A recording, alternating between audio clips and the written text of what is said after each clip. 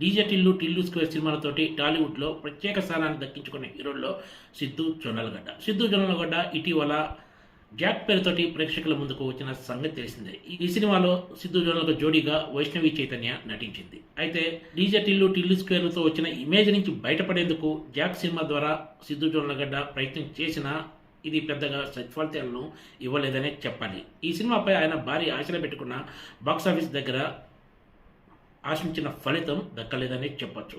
April 10న ఈ Jack cinema ప్రేక్షకుల ముందుకు వచ్చిన సంగతి తెలిసిందే.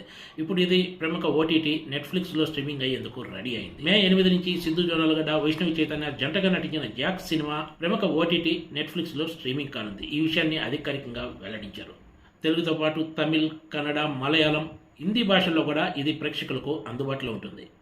స్పై యాక్షన్ కామెడీ థ్రిల్లర్ మూవీగా తెరకెక్కిన జాక్ సినిమా ప్రేక్షకులను పెద్దగా ఆకట్టుకోలేకపోయిందనే చెప్పొచ్చు. ఎందుకంటే ఇదే స్టోరీ లైన్ తోటి గతంలో తెలుగు ప్రేక్షకులు చాలా సినిమాలే చూశారు.